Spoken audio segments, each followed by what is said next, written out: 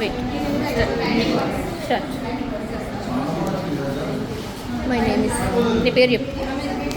My name is Pramadita. I am working in HDB, MPPS area. నేను ఈ mandal level పిల్లల మీదకి ప్రిపేర్ చేసింది మ్యాథమెటిక్ ఆపరేషనల్ ట్రే. ఈ ట్రే ద్వారా పిల్లలకి ఏం నేర్పించవచ్చు అంటే మల్టిపుల్స్ ఇంకా ఫ్యాక్టర్స్, వీటితో పాటు even numbers, odd numbers, prime numbers ఇవన్నీ కూడా మనం నేర్పించవచ్చు. అండ్ ఫస్ట్ సెకండ్ పిల్లలకి అడిషన్, సబ్ట్రాక్షన్ 4 ఆపరేషన్స్ కూడా ఈ ట్రైని ఉపయోగించి మనం నేర్పించవచ్చు. ముందుగా మల్టిపుల్స్ ఎట్లా అంటే పిల్లలకు ఆల్రెడీ టేబుల్స్ అనేవి వస్తాయి కాబట్టి ఈ విధంగా టూ టేబుల్లో ఏవేవైతే వస్తాయో వాటిని మనం 2 మల్టిపుల్స్ అంటాం. కాబట్టి 2, 4, 6, 8, 10, 12.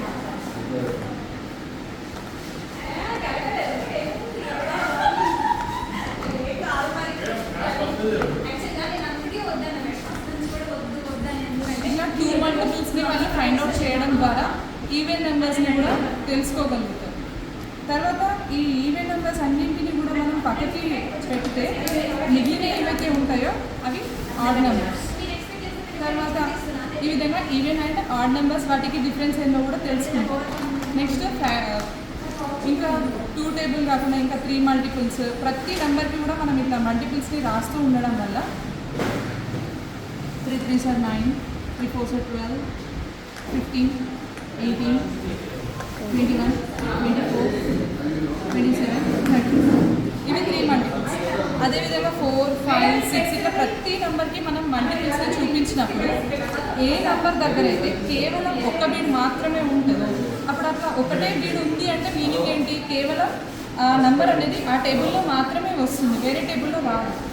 అట్లా కేవలం 1 బీడ్ వేటికైతే ఉంటుందో వాటిని మనం ప్రైమ్ నెంబర్స్గా ఫైండ్ అవుట్ చేయొచ్చు.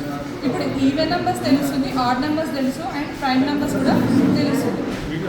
ఇక్కడ 1 చూస్తే మాత్రం 1 అనేది కేవలం 1 టేబుల్ తప్ప వేరే దేంట్లో ఉండదు కాబట్టి దీన్ని యూనిక్ నెంబర్ అని మనం చెప్తాం 1. ఇంకా దీంతో పాటు దీంట్లో అడిషన్, సబ్ట్రాక్షన్ వాటిని కూడా మనం చెప్పచ్చు. తర్వాత less than, greater than, equal. ఈ less than, greater than, equal to అన్నప్పుడు పిల్లలకి కంపారిజన్ వస్తుంది. తర్వాత బాణం గుర్తు ఎటువైపు అనేది చెప్పడం ద్వారా వాళ్ళు లెస్ దాన్ని, గ్రేటర్ దాన్ని చూపించగలుగుతారు. కానీ దాన్ని చదవడానికి ఇబ్బంది పడతారు, కన్ఫ్యూజ్ అవుతారు. లెస్ దాన్ అంటే ఏంటి, గ్రేటర్ దాన్ అంటే ఏంటి అనేది కన్ఫ్యూజ్ అవుతారు. కాబట్టి 3, 5 ఈ రెండింటి మధ్యలో ఏ సింబల్ రావాలి. మనం రాసేటప్పుడు ఈ విధంగా రాసి చూపిస్తాం పిల్లలు, కానీ దాన్ని ఏమని చదవాలి అంటే ఈ సింబల్ ఇక్కడ ఉన్న హ్యాండ్స్లో దేనికి కంపారిజన్గా ఉంది. ఫర్ ఎగ్జాంపుల్ ఇప్పుడు మనం రాసే సింబల్ దీనికి కంపేర్ అవుతుంది. ఇట్లా పెట్టాం పిల్లల చేతులను ఇక్కడ పెట్టమని చెప్తే ఇది లెఫ్ట్ హ్యాండ్ అవుతుంది, రైట్ హ్యాండ్ అవుతుంది. Left hand for less than, right hand అనేది అన్ని పనులు చేస్తుంది కాబట్టి అది గ్రేటర్, కాబట్టి రైట్ హ్యాండ్ అనేది గ్రేటర్ దాన్ని చూపిస్తుంది. ఈ విధంగా అసలు పిల్లలు కన్ఫ్యూజ్ అవ్వకుండా మనం లెస్ దాన్, గ్రేటర్ దాన్ని చెప్పవచ్చు.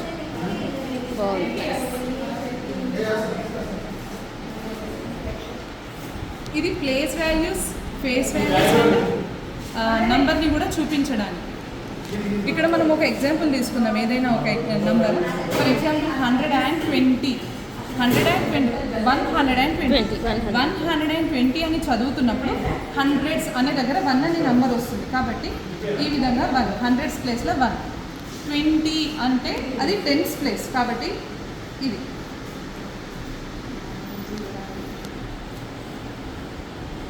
ఇక్కడ 0 ఉంటే 120 అనేది వస్తుంది.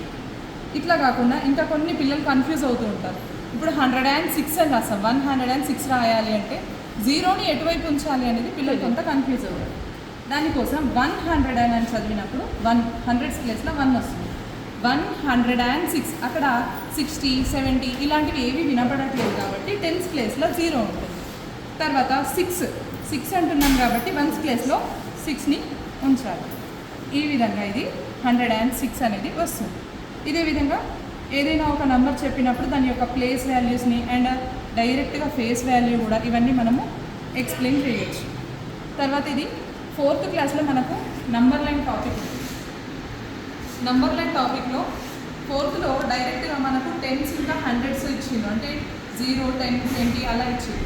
అది డైరెక్ట్ పిల్లలకి మధ్యలో 20-30 మధ్యలో ఏదైనా నంబర్ చూపించి ఫైండ్ అవుట్ చేయమంటే వాళ్ళు కొంత ఇబ్బంది పడే అవకాశం ఉంటుంది. కాబట్టి ఫస్ట్ ఈ విధంగా 1 నుంచి నేను ఇలా రాశాను. దీనిపైన ఫస్ట్ 20 నుంచి 30 మధ్యలో ఏమేమి నంబర్స్ ఉంటాయి, ఇవి 20కి నియర్గా ఏదేది ఉంటుంది, ఇటు 30కి నియర్గా ఏవి ఉంటున్నాయి, దీన్ని ప్రాక్టీస్ చేయించిన తర్వాత ఇక్కడ 20కి 30కి మధ్యలో ఫర్ ఎగ్జాంపుల్ 23 అని అంటే 20కి దగ్గరగా ఉంటుంది అనేది చూపించగలుగుతారు. Thank you.